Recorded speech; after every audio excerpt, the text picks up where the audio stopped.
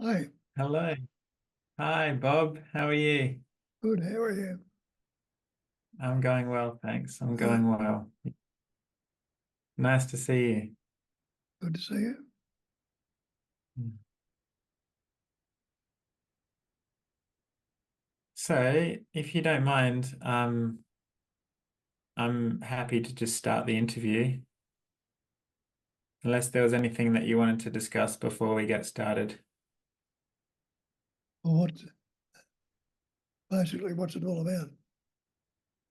Yeah, so the podcast is called Longing for God. It's really just my exploration of um, spirituality, so non-duality as part of that. I just like to talk to people that I find interesting and um, have have something to say about either non-duality or spirituality, which you certainly do. I enjoy your satsangs, I enjoy your teachings. Um, and So I don't really have too much of an agenda other than talking to people that are also into this, also have a love for truth and sharing that, really. Okay. How does that sound to you? All right, I think. We'll see it. We'll see how it goes. See how it goes. Yeah, cool. Well, thank you for giving me some of your time. I appreciate it. Good.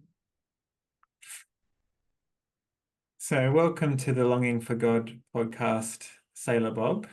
I want to speak to you about non-duality and get into your particular view on non-duality. But before I go there, I wanted to ask you a bit about your life, if that's okay. Like, what was your childhood like growing up? Oh, okay, I guess. Uh, uh, no big dramas, things like that. Yeah. It was depression years. It was Mm. pretty. Uh, it was a small country town, which is a suburb now. So, Is that in Victoria? Did you grow up in Victoria? yeah, about 30 miles out of Melbourne. Yeah. Okay. And you say that your childhood was, there were no big dramas. Life was pretty good, huh? It was okay. Yeah. As far as I knew about it. Yeah. And what did you do for a living, Bob, when you left school and you started working for a living? What did you do? Well, I did all sorts of things. First off, I started as a messenger boy with delivering cables around Melbourne, cablegrams, not telegrams. Yeah. And I was about 14 then. Mhm. And then I went bush, went down to Jackaroo on a station,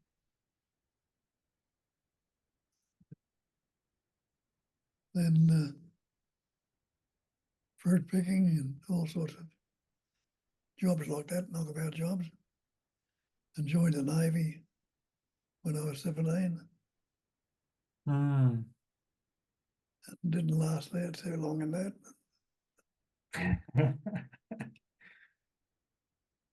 Started drinking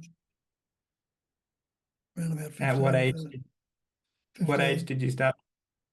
Okay, so you joined the Navy at 17. Why did you leave the Navy? Why did you decide to leave the Navy? Well, I didn't. They decided for me Why did they decide? Why did they kick you out? through the drinking and Okay, alcoholism and okay, yeah. chronic alcoholic with anxiety and neurosis. Okay. So I get interested then. I'm a counselor and psychotherapist, so I sometimes have this lens that I look through. But if you were an alcoholic and you had anxiety and neurosis, that tends to lead me to think there was some things going on for you when you were young that were difficult. Well, I suppose the difficult areas when I went bush and all the rest of it, wartime and fruit picking and things like that. Met all sorts of guys that were draft dodgers or had problems. Most of them Yeah. drank. And if you Yeah. open your mouth, you'd get a fist in it. So you had to learn to defend yourself. Right. Right. Yeah. What do you think the neurosis and anxiety was related to or caused by? Well, as far as I knew, it was too much drinking. Yeah. Much drinking. It's like the it's an endless loop. The drinking causes the anxiety and the anxiety causes the drinking. It's like it feeds each other. Something like that. Yeah. Yeah. Yeah. Okay. Okay. So then you left the Navy and what happened next after you left the Navy? Well, as I say, I was put out in the Navy, discharged as a chronic alcoholic with anxiety and neurosis. And when I interviewed with the psychiatrist there, they knew about Alcoholics Anonymous. And it wasn't in Australia then, it was 1946, 47, 40, early 48, I think. One of the psychiatrists there had heard about it, knew about it, and they told me I should go to Alcoholics Anonymous. But I didn't want a bar of it, so I didn't go near it. And went bush again and carried on and into the drinking and got worse. And finally, I was nowhere else to go, I was a real deadbeat, no hope. And I went to I'd heard about AA. This is 9 years after I'd heard about it. There was nowhere else to go, so I sort of went along, see what it was about. And it's a 12-step program, you probably know. Yes. Based on spiritual concepts and ideas. Yes. Well, I'd have nothing to do with that God aspect of it. Not anything. So I managed to get dry, get out of it a while, but I didn't take on the steps of the program. Didn't want any bar in it. So and then you stop drinking and you go able to get cleaned up a bit, clean clothes and things like that. Employers looked at me again, able to get jobs, and so I didn't need these people anymore. Away I went, and naturally finished up worse than I was before. This was about nearly 12 months later after I went, and this time I got back, I stopped drinking again. And somebody handed me a book there called Sobriety and Beyond, written by a Catholic priest who was an alcoholic. And he wrote about these steps, 12 steps of alcoholism, and the spiritual program. They were the 12 steps from AA or different 12 steps? Yeah. AA. Yeah. It's a spiritual program. Yeah. And in the introduction to the book, he said, we alcoholics are given a second chance at life. And that was like bang, big kick in the guts. You've been here and you looked at this stuff and you got dry. And now you got out again and you're drunk again. But you're back here again. And underneath that question, we alcoholics are given a second chance. But he had the question, how well do you use that second chance? And Beautiful. that was like a big kick in the guts. And it came to me there and then, there's only one way you can use it.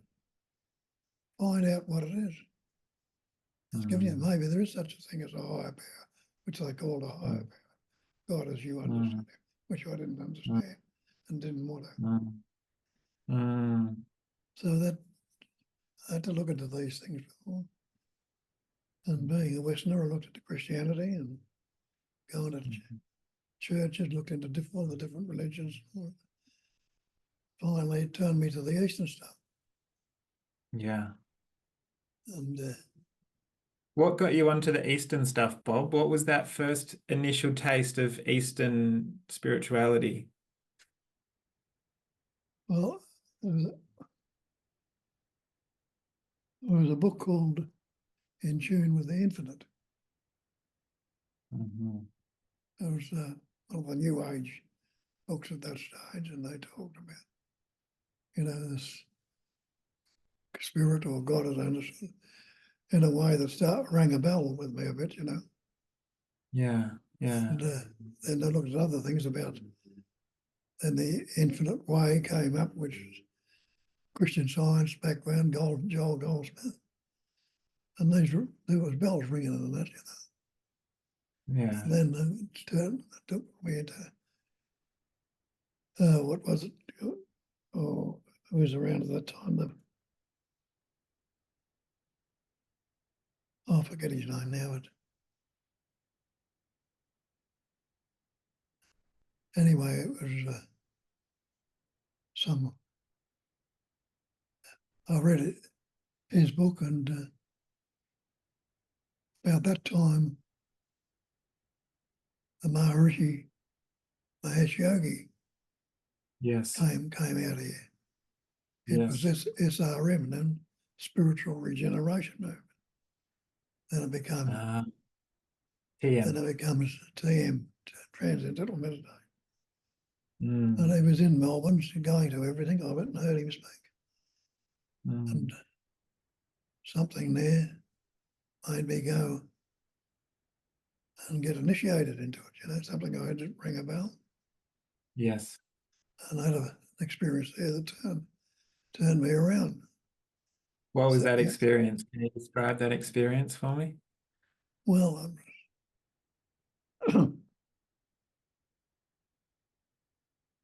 I was in a little room. We got initiated. There was just nothing in the room but a little table. On the table was a photo of this guy.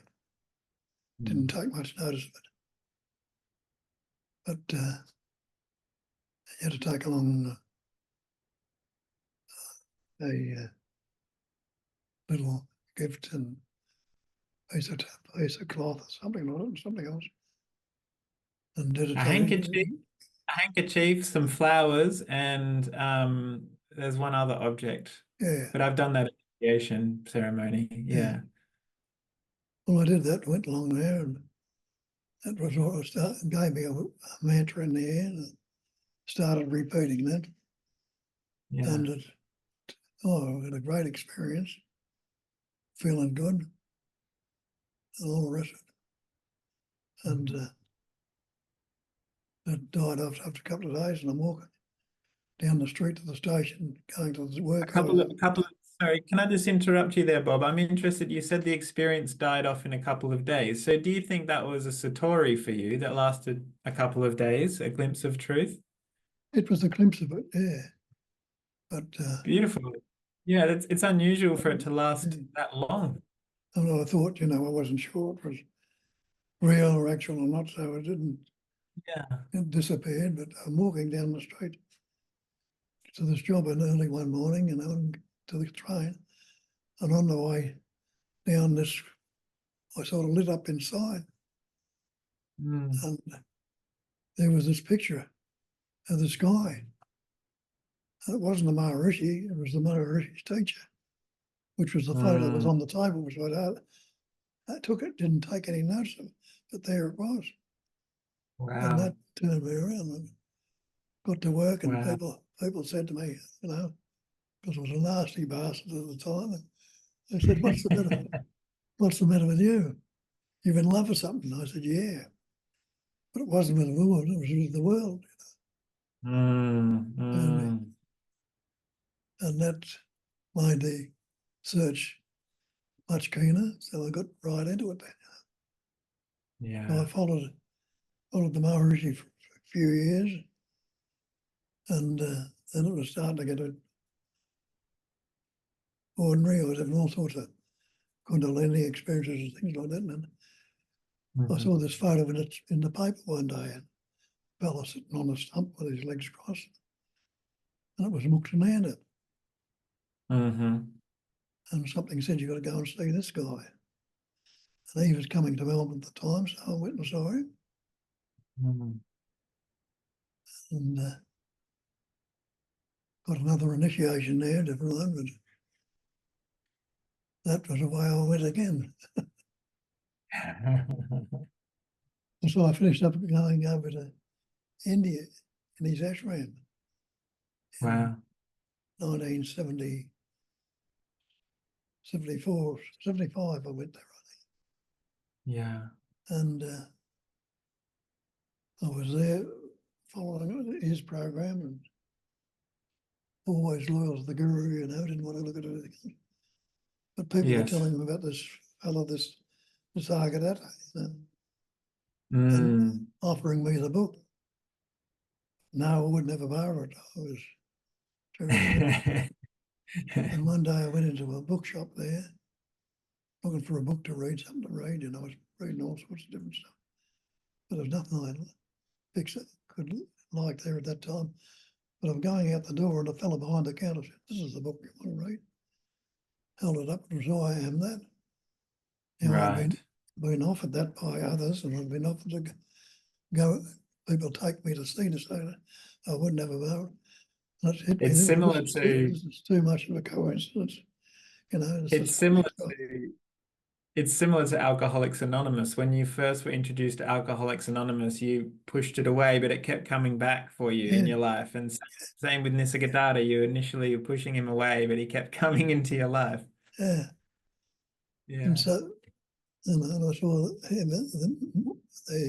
Nisargadatta. What I read there, I read a little page or so out of the book, not even that much. It rang a bell, so I went around there straight away. And I heard what he was saying. So for the next 12 months,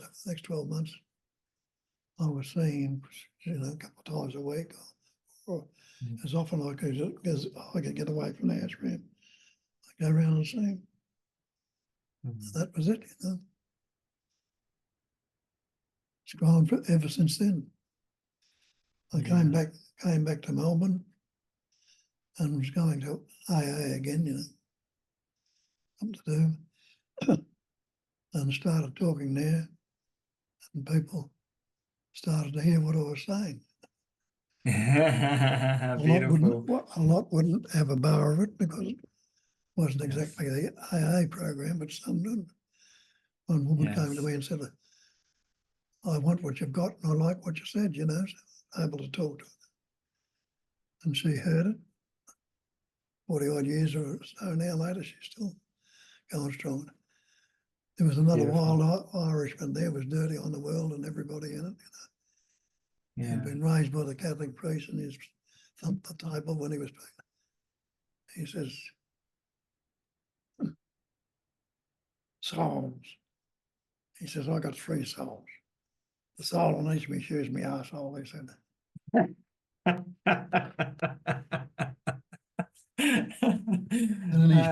And in his kind of talk, he said he was trying to find himself. And I went up to him after the meeting. I thought, geez, I got a smack in the mouth there from this bloke, I said, "You're really trying to find yourself?" He said, "Yeah." So I started talking this non-duality stuff to him, and he heard it. Yeah. And he was out of work at the time. And by this time, I'd had a health food shop in Melbourne. And he used to come and stack the shelves with the products overnight. Stack the fridge. One day he came along and he says, "I can't do it anymore. The fridge is too cold." He says, "I'm getting a cold in the kidneys." I says, "Okay." He came around a couple of weeks ago and he says, he had cancer. It was liver cancer. And his wife had died, and He'd sold his health, he'd sold it, and he was living in a boarding house. He says, I'm in this boarding house, and she's not going to let me stay there with his cancer. So we put him up above the shop, the health food shop. And the doctor used to come and see him. And the doctor was so amazed at the way he was handling death. Yeah. The doctor started to come into the groups too. Wow. That's hilarious.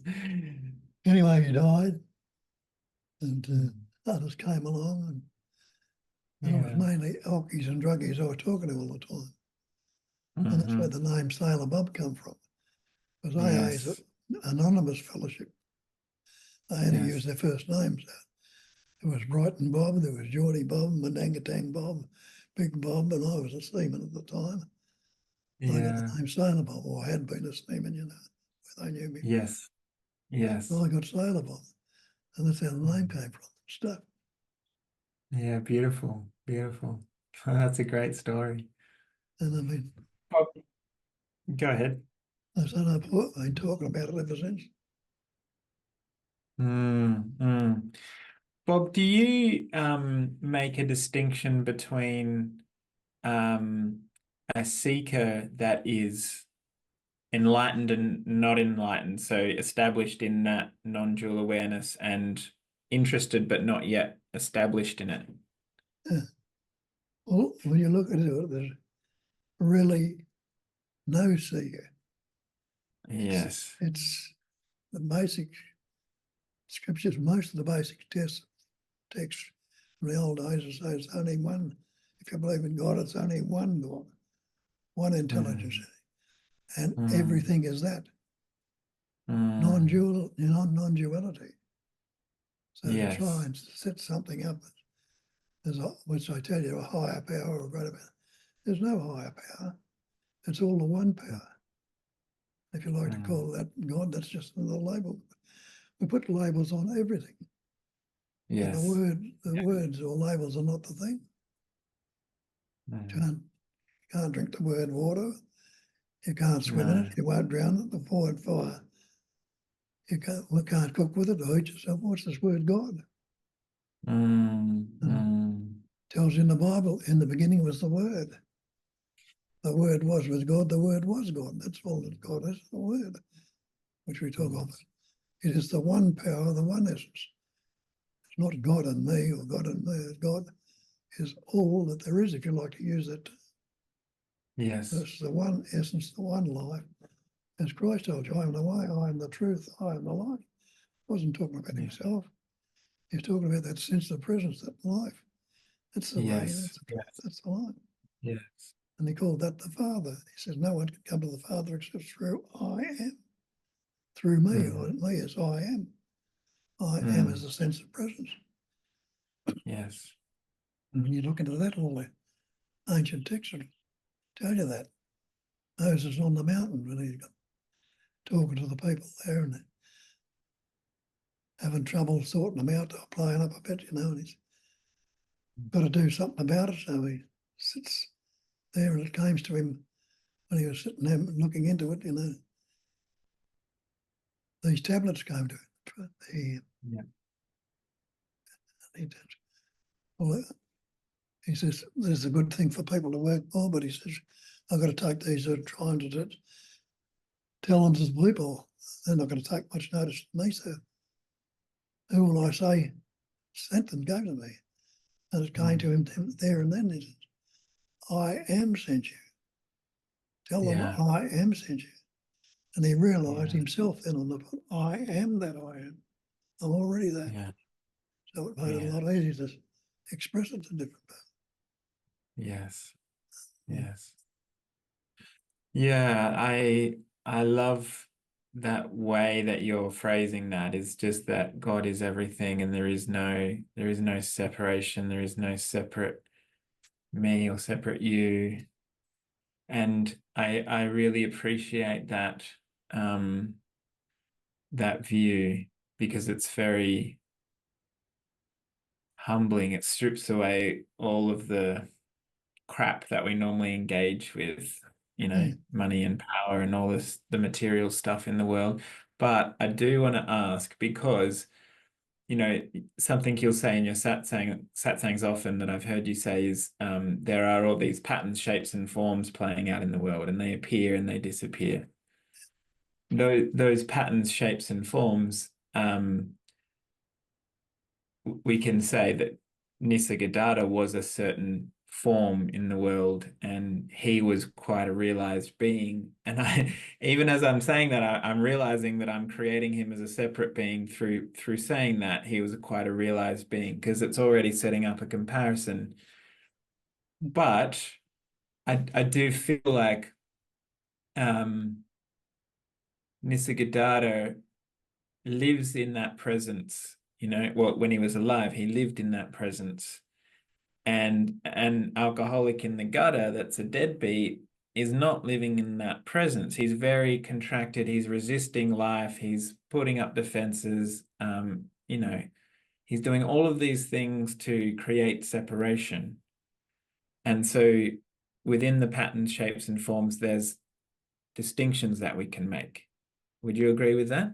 Yeah, well, the thing is that the distinctions come about because we learn words. Yes. We learn the Yes. words as I am this personal self. Yes. But all the scriptures and all the ancient texts, there's only one self, absolute self, God, if I like to put that term on. So we've got this idea of personal self, and that's when all the concepts come as happening to me or I. But it's all crap. There's no personal self. We're setting up a false thing, a false idol we're worshipping that's believed in personal self. Yeah. It tells you that in the Bible. In the beginning was the Word. The Word was with God. The Word was God. That's all that God is a word, a label. All things were made by Him, by the Word. And there was nothing made that was made without the Word, isn't that so? We've got words and labels for everything. Yes. But the Word is not the thing. The thing is that one life or one essence, that one intelligence energy, that one love of being, existence, consciousness, being or loving to be. Yeah. And people think they've got to realise that, but have a look at it. Are you existing right now? Yes. You're not unaware or unconscious. No. And you don't want to be dead. So you already are that. So the trying to become is the problem. It keeps us in the trap, not realising that is all there is and you are. So that's why Nisargadatta will say, start from the fact that you already are that.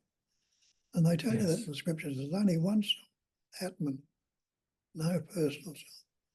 That one self in pattern, shapes and forms, experiences and expresses as everything. And they call it in the scriptures the basic space of phenomena. And what's the base that everything appears in? It's space. Yes. Can you find a beginning to space? No. You can't. Can you find an end to it? No. Can you give us any height, any depth, any shape, pattern, or form? There's no beginning, no end. It is no thing. And yet everything is the content of space. It's all the adornment of space. Nothing in it you can postulate or think of could be outside of space. But space is no thing. Can something come from no thing? It can't. So it's all no thing. What it appears as all these different pattern, shapes and forms, which are really no thing, only appearance. You look in a mirror, what do you see in a mirror? A reflection or an image. You know, Nisargadatta tells you nothing can trouble you except your own imagination. We'll break that imagination down to image in. And we're creating these mental or conceptual images. Everything we think about is a conceptual image. But the image is not the real. And they call it a phenomenal manifestation. And the definition of phenomenon is that which appears to be. So all this phenomena is It's appearance only. It's only seeming to be real. And it's all the content of space. Yes. Nothing you can postulate outside of space. But space is the very thing we don't notice. The very first thing you see, the closest thing to, it's all around you. You notice the things in space, but not the space itself. Yeah. So we miss out and we go searching in the things and think we get it through something. But space is no thing. It's absolute. What can you add to absolute? Nothing whatsoever. What can you take away? Realise that you are that absolute. Who can ever be superior to you? Who can ever be inferior to you? And what would you want from anybody else? So it takes away all these psychological problems that think they need this or want that. Recognise that you are that. Can I ask, Bob, this body mind here, as it sits here listening to you, there's a sense of presence that I get. It's a sense of relaxation in the body and relaxation in the mind and spaciousness, not an empty spaciousness, but like a full spaciousness that's expanding. It's nice. And I have to go into the past or the future to move away from that, but I'm going to try to anyway. When this body mind is working on a computer or with my wife or my son, this spaciousness that's here now that I can sense is not there. It's not in my awareness. I know that it never goes away. I know that awareness is fundamental, and I'm aware in those situations when I'm working or I'm with my family, but the experience is very different. So I don't know exactly what my question is around that, but why is there a difference between what I'm experiencing now as I sit here listening to you and what I experience in my daily life? In your daily life, you focus into the concepts and the thoughts are going on, and we're not noticing the space of which it's all appearing in. Right. It's a I would have told you that. He called it a cognizing emptiness. We think we are cognizing the emptiness. It's not. It's the emptiness itself that has that capacity of cognizing or knowing. And he made the statement then that emptiness is form. And he turns around the other way, and the forms can be nothing other than the emptiness. Putting at all these pattern shapes and forms, you, me, and everything else, the pattern shapes are empty, appearing as different. And you see, you've got the movie, you go to a movie, you look at a movie and there's all sorts of things going on in the movie, but what's it appearing on? The screen. You don't notice the screen. But the screen, they're shooting one another and everything in the movie, the screen is not corrupted or contaminated by anything that goes on. It's only the appearance in it, and it's all appearance. So this thing, as you say, you don't notice it, but when you look into it, you will notice. And start to live from that point of view. You know, it's just pure presence awareness, expressing happening in all the shapes. But the pattern shapes and forms are not the real. Only appear to be so. And they couldn't be, we take them to be separate. Like as Shakespeare tells you, there's nothing either good or bad, but thinking makes it so. And that's how we think in the pairs of opposites. Good, bad, pleasant, painful, happy, sad, loving, hating. But it didn't appear in that other side. We think they're separate, and we want the good and don't want the bad, not realising that they're two ends of the one stick, two sides of the one coin. Now, this earth we're sitting on here, I don't know where you are, but here and where I am. I'm in Perth, WA. Oh, well, it's the same. Well, it's daylight. Yeah. That's because the earth is facing toward the sun. Now, the sun is only its own accord is radiating or shining. Now the earth is rolling around the sun. And as this part moves around, this daylight here will change and become dark. Yes. And does the earth know anything about daylight and dark? It doesn't. And anyone doing it know what's happening. Does the sun know anything about light and dark? It doesn't. But it's happening. It continues to shine.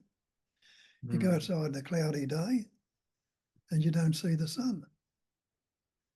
Would you say the sun's disappeared from the sky? No, because you know it doesn't. Yeah. But then if you ask yourself what forms the cloud, and you realise the sun itself forms the cloud. You know, the sun doesn't know anything about the cloud, but the radiance of the sun will evaporate water. The water that water rises and condenses and forms a cloud which obscures the sun. Well, it's the same thing that's happening in life. Thoughts will come up from one way or another and obscure the life essence, the intelligence that you are. And we believe in the thought and the concepts and miss out on the life that you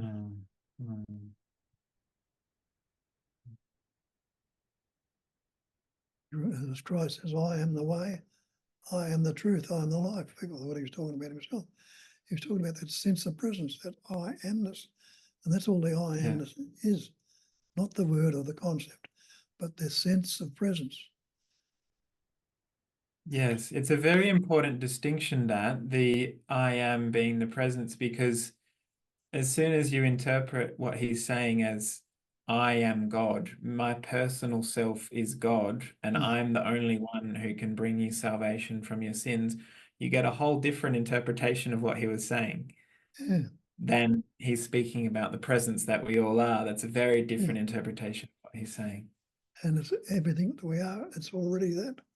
That is all there is. Yeah. It's all absolute. And the Buddhists call it the great perfection. Perfection is the same as absolute. You can't add anything to it, take anything away from it. And they give it in one sentence. The great perfection is non-conceptual awareness. That awareness without any concepts, without any words. What's wrong with right now if you don't think about it? Absolutely nothing. So without concepts, there's no thing.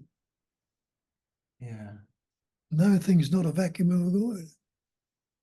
So it's cognizing emptiness. Emptiness is form, and forms are emptiness. So it's all no thing. Absolute. Something comes up in your mind and you like it. Not realizing that everything is transient. It's all constantly changing. Do you still have that, Bob, in your day-to-day life? Do you have things that you like and things that you dislike? Yeah, they come up, but the discrimination, doesn't last too long.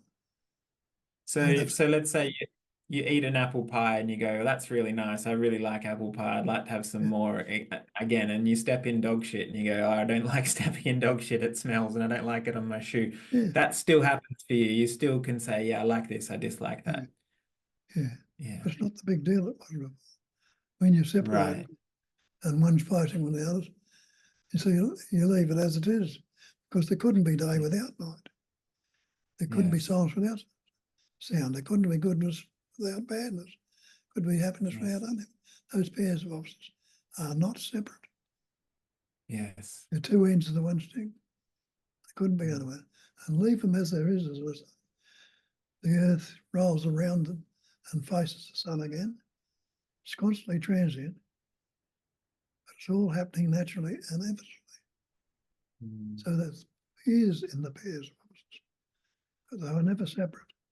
So now when we got the good and the bad coming up, instead of wanting the good and trying to push out the bad and resisting it, leave it as it is, knowing full well that left as it is, relax into it, it will change of its own accord. And it does. Yeah. Without fixating.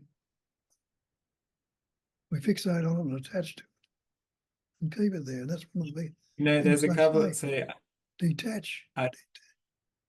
Yeah, the leave it as it is and it will resolve itself. There was a couple of things that came up for me as you said that, because you know, I was talking about my daily life, and one of the things that I struggle with is, well, there's a couple of things.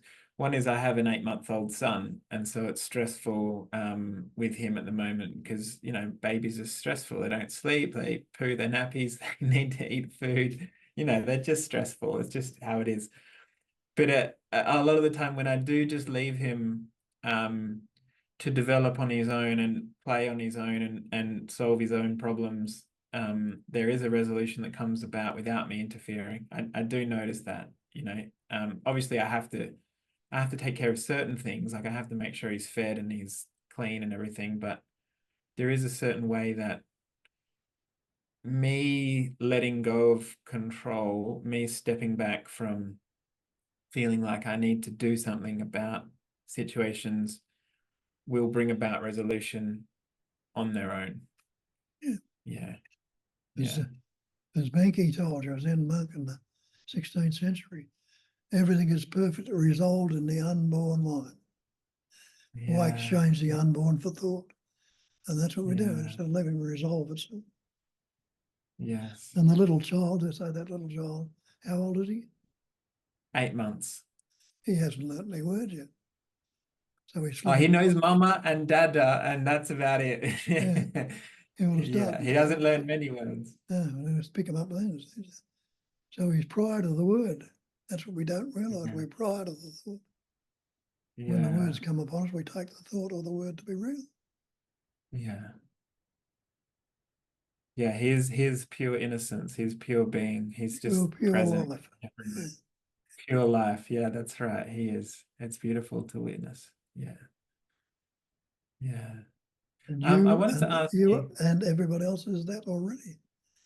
yeah, it's just that We've I taken on these interfere. concepts and beliefs Yeah, that's right. I outside of interfere it. with that experience in myself a lot. Yeah. Put things in the And way. we've Yeah. got all these beliefs. And look at the word belief, an unquestioned acceptance of something in the absence of reason, acceptance of an alleged fact without positive knowledge or proof. And when you look at your belief and see that it's so, you're not going to carry them around with you and settle down as just as it is. Yeah. What is means unaltered, unmodified, uncorrected. No preference, no partiality, no comparison, just as it is. Mm. And is constantly changing. It's not what or will be. It is. Yes. Yes. Bob, I wanted to ask you about spiritual bypassing. Have you heard that term before, and do you know what that means? And what do you mean by that? Spiritual bypassing is I've got to try and find a good way to explain it, but it's a relatively recent concept in spiritual circles where a person might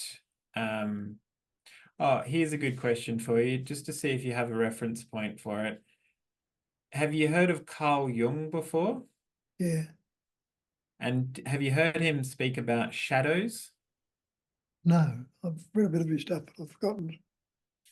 Yeah. Okay, so spiritual bypassing is like when we have shadow, things that are unconscious to us, things that we've buried, like pain or wounding or trauma, we've buried somewhere in our body, Yeah. and we haven't resolved it, we haven't healed it or worked through it. But we do a spiritual bypass where we go to the non-dual awareness and we abide in that, and it feels really lovely. It feels very peaceful and spacious and nice. But our shadows, the stuff that we haven't dealt with, comes out in our day-to-day life because it's unconscious. So, you know, you can see examples of this. I'm not at all saying that you do this, Bob. I'm saying there are other spiritual teachers out there that might, you know, sleep with their students, take sexual advantage of their students, or manipulate them out of money, or, you know, set up these power games where they are the guru and everyone has to worship them. So that, to me, there's forms of spiritual bypass where there's shadow existing in the teacher, and those things are playing out because they haven't been dealt with. The trauma hasn't been healed. Does that make sense to you? Yeah, well, when you settle into this stuff, doesn't matter what comes up, or it doesn't, everything is equal And it's all equality, it's all equal. So it doesn't matter. You don't fixate on it so much, and it comes out and let it go. You're not attaching to all these different things that come. Right, but if people are being hurt, like if someone's being sexually abused, there is, on the relative level and just on the human level, there's obviously empathy and compassion for that. You don't want people to suffer, right? No, so you'll do what you can do about it in the moment. Yeah. So I think there is a potential risk in spirituality from time to time that people do a spiritual bypass and have this unresolved stuff that plays out unconsciously that ends up hurting people unconsciously. Yeah. But when I say all unconsciously, no, if Yeah. they're with their awareness, how can you bypass anything? It's only when you're Yeah. excluding something and putting the brakes on it instead of letting it be as it is. What it means is Yeah. unaltered, unmodified, uncorrected. And life itself will make you do something. Yes. Some people do all sorts of things, some can be an accident and somebody in a car or something on fire and somebody will race over and rip the door open, but they couldn't possibly do that to the natural. And then they get that power or strength to do something like that. Yes. And all of them say that would be unintentional. Yes. Be open to what happens, and it happens by itself naturally. It brought you into existence. And what did you do about that? Did you bypass anything there? You couldn't do it. But it No. happens. And it's growing Yeah. you ever since. And it's breathing you right now, growing your hair, digesting your food. You are that life itself. Not someone who lives a life. It's only life. Life lives on life, and out of life that more life comes. Yes. And as Nisargadatta says, life is unafraid and free. Leave it as it is. Yeah. Beautiful. Yeah, so some of the old habitals might come up here, but I can't stay with them any longer. I mean, I reckon I've seen the falseness of it. Once you see something as false, you might get caught up in it for a while again. Keep recognising it, and you can no longer believe it at all. It disappears. Can you give me an example of that, Bob? Something that like is an old habit that it may be an example from many years ago when you first came back from being with Nisargadatta back to Australia, but just an old pattern that you had to work through until it no longer came up. Yeah. Well, all sorts of things happened to me, I thought, I know this now. It'll be all right. But more things happened to me then than what I ever did before. Yeah. Like I was on the farm. We bought a farm. I'm going to live happily ever after on the farm. Grow plants and live off the fruit out of the land, as it tells you. But had a drought, a flood, and the flood first 2 years. Wow. Lost everything. All the fences were going to upgrade goats. All the fences were washed out, and we had to sell the goats. Then we thought we'd share crop it would have done, but it was a drought next year, no rain, and didn't seed. So, and on top of it, I got the Ross River fever from mosquitoes. And then in the old days, that had been driven me silly. I would probably gone out and shot myself. A sense of wonderment. How the hell is this going to work out? Sort of a curiosity. I'll just leave and see what goes on. And amazingly enough, it turned around, changed. We got out of the farm, came back to Melbourne, and got a little health food shop out of the farm to get that to carry on. And then we're doing well with that because they weren't in the chemists or the Coles or Woolworths or any of those places, the health foods, So the firms would teach us, give us dinners of the night and teach us the product, that we did the product. Yeah. Yeah. And it was good money, and I got money. got a house and got a bit more, but we invested in the first mortgage. It was a dodgy solicitor. Oh no. It all disappeared again. And another thing Oh. happened. Shit, how's this going to work? Well, I got over getting over the Ross River by this time, and got to Melbourne. Things were coming a bit good. But then this happened, and all went again. And then other things happened after that, where it's come and gone. Where before I'd be wanting to shoot myself. It's just a matter of curiosity to see how it, not in my hands, Right. see how it unfolds. And it does somewhere or other. Now it's catching up with me now, and I don't think I can escape this one. Yeah, It's going to yeah. come, but it's no big deal because I'm Sure. going nowhere. I came Yeah. from outer space. So did you. That animating life essence that was in your father, in that pattern you call your father, enabled into the microscopic father through the food he's eating and the all of sperm to form. You can't see that sperm with your naked eye, but it was suffused with intelligence. The same in your mother. Life essence in your mother enabled in that pattern. Another microscopic father called an egg or an ovum. That ovum was suffused with intelligence and knew what to do with it. Attached itself to the wall of the uterus, and the sperm swam to the ovum. Two microscopic parts, which is what you are today. What were you doing about it then? Nothing. Yeah, nothing. And what are you doing about it now? Nothing. When we Too try much. to do something, we stuff it up. So Yes, leave it yes. unfold as it does.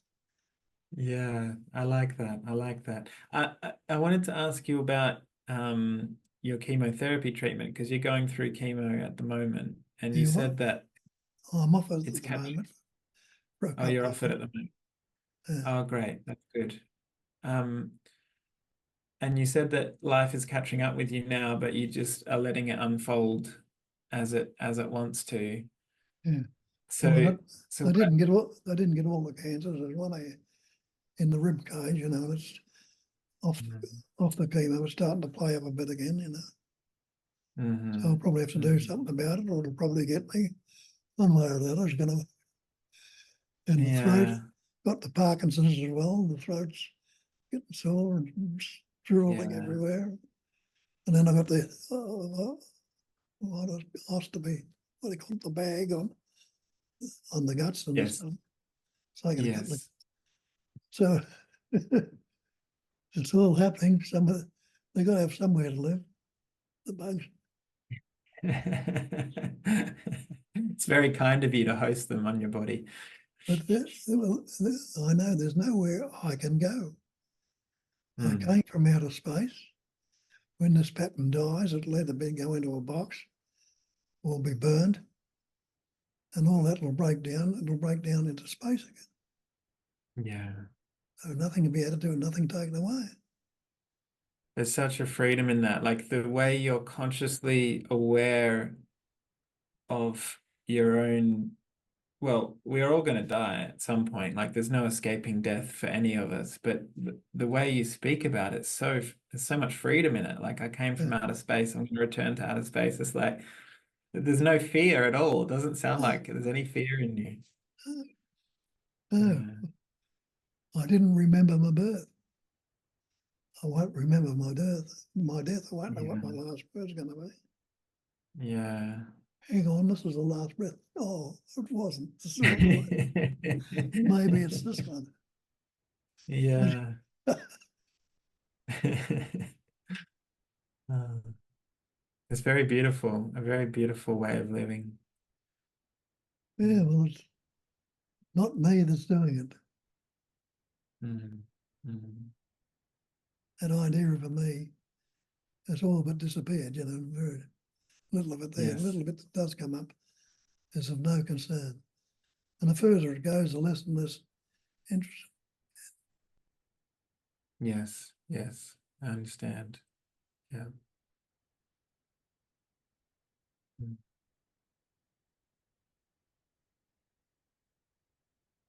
Yeah, it's only me that can be fearful. Only me can be unhappy. me can be depressed or anxious. Me is the cause of all my psychological suffering. And the effects are the anxiety, the stress, the guilt, the shame, they're the effects. It's all the cause and effect is. Cause and effect is karma. And what happens if I investigate the cause, me, and see it's nothing but a conceptual image? And ask the simple question. If I see the cause, me, as an image, and I ask, can there be effect if it's not related to a cause? It can't be. So cause and effect disappears. If Yeah. as it is. Do you have any thoughts as to why you heard the message of, initially Maharishi, Mahesh, Yogi, and then other non-duality teachers, eventually Nisargadatta and these people, why you heard their message so deeply and why it actually took hold in your system and stayed, whereas other people will hear non-dual teachings, they might say, not interested, not having a bar of it, or they might say, I'm interested, but I'm not quite getting it. I'm trying to understand it, but it's not quite landing in the same way it has for you. Why did that happen for you? Well, in hearing that, given a second chance, how well do you use that second chance? And the realisation that I had stopped. I hadn't cleaned up, all the rubbish was still going, but I stopped drinking and got it cleaned up and was, living again, not very well, I'm not very happy. And I thought, well, there must be something in it, How well do you use that second chance? Well, it's the only way to can use it. Try out, find out what it is. Maybe they're right, maybe they're wrong. What have I got to lose? Yeah. So that brought about the earnestness and sincerity to really look. Can I make a suggestion? So for me, there was a time in 2015. I remember the year, and I remember that it was June and it was winter and it was raining outside. I was home alone with my first wife and her dog, but my first wife wasn't home. And I was in such crisis. It's like existential crisis for me. A lot of angst, a lot of stress, a lot of depression, wasn't sleeping well. And I remember falling to my knees, crying. I was streaming tears, crying, falling to my knees in the living room and saying, I don't know what I want, out loud to who I don't know. I don't know who I was speaking to. But it was such a moment of utter surrender and helplessness to me. It was like I was giving up because I didn't know what my life was about or where I was heading, and I kind of felt lost. And in that moment, it felt like I didn't know it at the time. It's only looking back on it now that I can see this, but things started to show up in my life after that point that led me in a certain direction towards non-duality, actually. And before that, I was atheist or agnostic. I was not interested in God. It didn't like interest me at all. I just wanted to play cricket, work in my corporate job, earn money, buy a good car, buy a good house. That was all my life was about. When that happened, it was like a huge turning point for me. My life changed very dramatically. It turned 180. And it sounds to me like in that moment where you recognized you'd quit drinking again, and that question was asked, you've got a second chance at life. What are you going to do with it? It sounds like there was quite a deep surrender in you. Yeah. Would you say that's true? Yes. Yes. Looking back on it now, I can see that it all had to happen that way. Now, when I was a kid, I didn't say, Daddy, when I grow up, I'll be the best drunk in town, shit myself and spew and carry on. That wasn't the idea at all. And I used to laugh at the town drunks and that. But then, and I can see then, and I thought, why did this happen? Well, it had to happen to this pattern, for the stubbornness to be knocked out of it. Otherwise, it would Right. never happen. Right. Yes. Yes. And you can see that Yes. in a lot of the scriptural stories in the Bible. And that to beat people, a lot of people down, right? Before And you it can know. feels that way for me. It feels that way for me. It feels like I, have been very arrogant in my life and I needed a lot of Yeah, hard knocks to bring me yeah, to some humility and some openness. yeah. So when we open to it, instead of saying it's terrible, it turns out to be beautiful. Yeah, yeah, amazing. Beautiful, Bob. Well, I think that's probably a good place for us to leave it because it leaves people on a note of surrender. Yeah. Thank you so much for talking to me. I really appreciate you giving me some of your time and yeah, Well, really grateful. Thank you. well, thank you. I can see it's working there too. So It is. It is working. you can recognize it and recognize it. Yeah. What are you going to do with this? Oh, I'm going to post it to my YouTube channel, so I can send you a link to the YouTube video once it's gone up, and you can share it with your community if you like, or whatever you'd like to do with it. I'm happy to give you a copy. okay. Yeah, See how it goes. beautiful. All right. Thank you so much, Bob. Okay, love you. Love you too. Yeah, I feel that.